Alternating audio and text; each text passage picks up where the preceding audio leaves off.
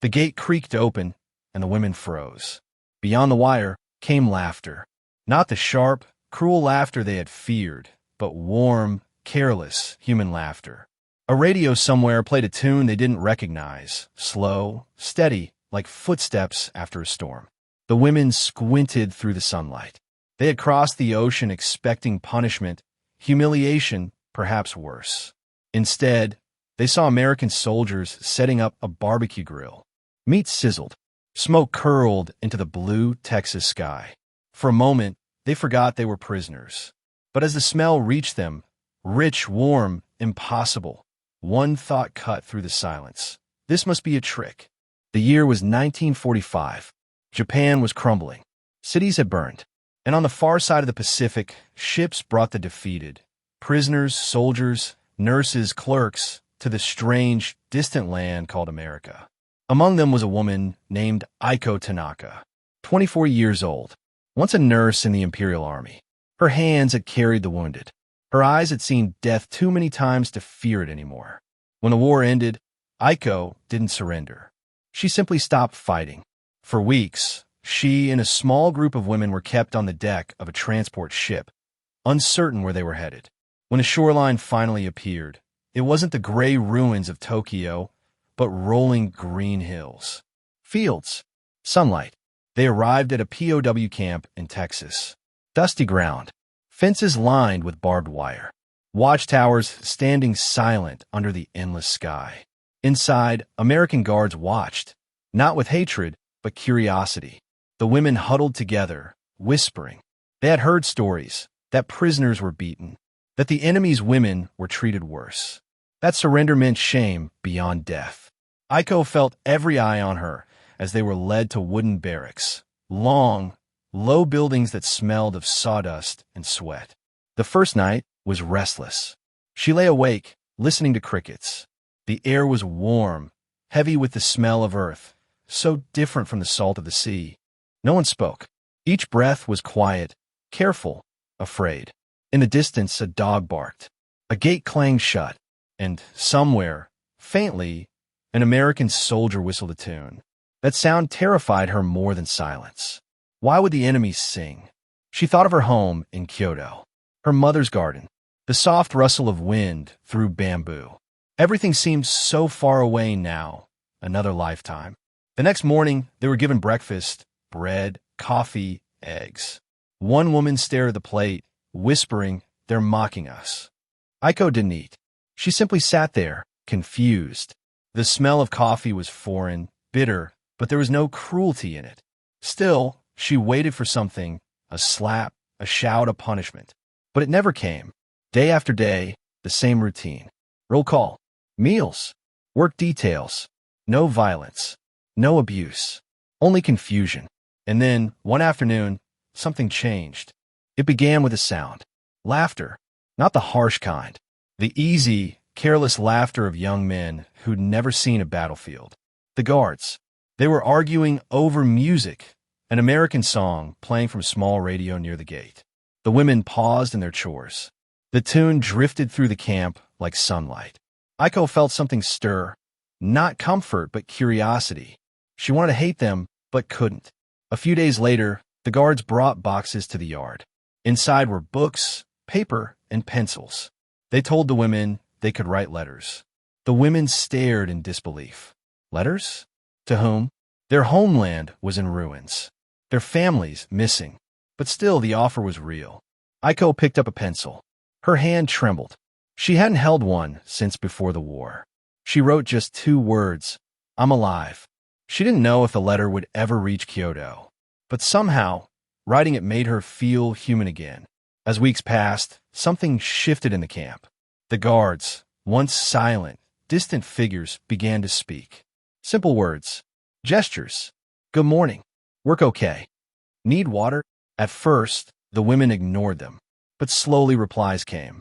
Short, hesitant, almost shy. And then, the first act that would change everything. One evening, after a long day of laundry and cleaning, the women saw smoke rising near the mess area. They tensed. Fire meant danger. But what they saw was stranger still.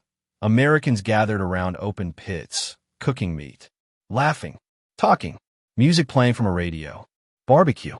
The smell was unbearable, sweet, smoky, delicious. Aiko's stomach twisted with hunger. Then one of the guards, a tall man with sunburnt skin and a crooked smile, walked toward them, carrying a tray.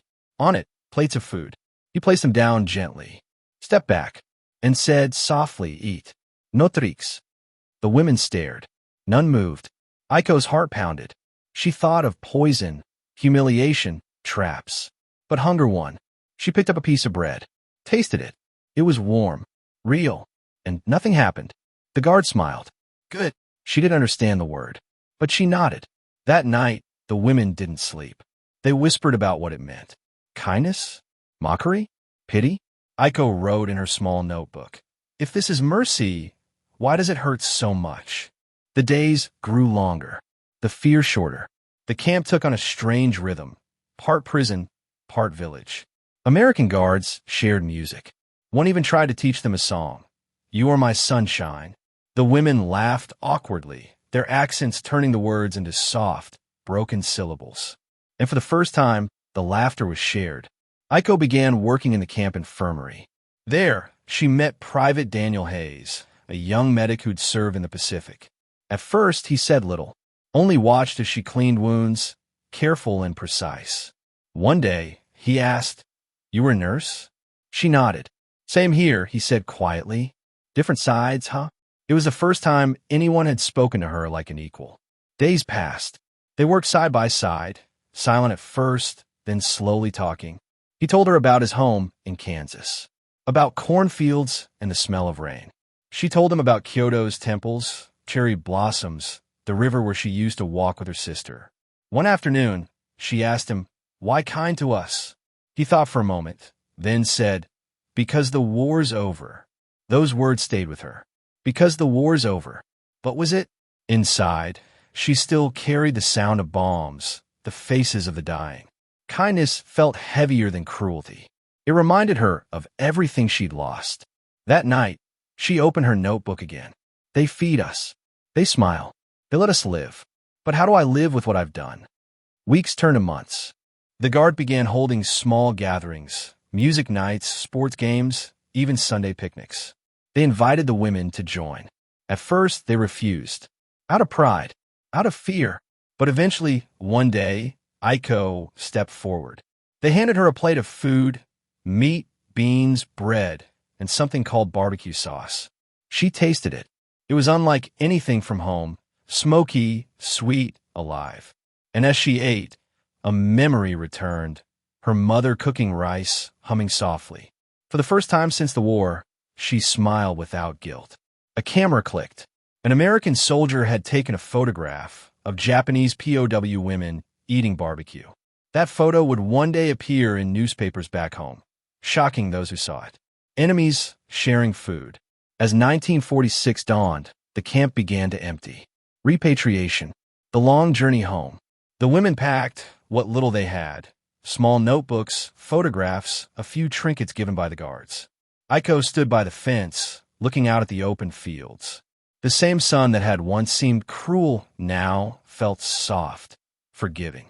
Daniel approached her one last time. He handed her a small envelope. Inside, a letter. "If you ever come back," it read, "there's a place in Kansas where the barbecue tastes the same. The war doesn't live there anymore." She folded the letter carefully and tucked it inside her coat. When the trucks came, the women climbed aboard. No chains, no blindfolds, just quiet farewells. As the convoy rolled away, Aiko turned for one last look. The guard waved. Some even saluted. She didn't wave back, not out of pride, but because she couldn't trust her voice not to break. For a long time, she thought about that camp, about the faces, the food, the music, and about the moment she realized something simple and unbearable. They had forgiven us before we forgave ourselves. Years later, long after she returned to Japan, Aiko would keep that letter in a small wooden box. The paper yellowed, the ink faded, but the words, they never left her. Sometimes, she would walk to the edge of the river in Kyoto and watch the water drift past. Children laughed nearby. A radio played an old American tune. She would close her eyes, smell the air, And in her mind, she was back in Texas. Back in that camp of contradictions, where enemies shared laughter and prisoners tasted freedom. And she would whisper, almost like a prayer, "War took everything, but humanity gave it back."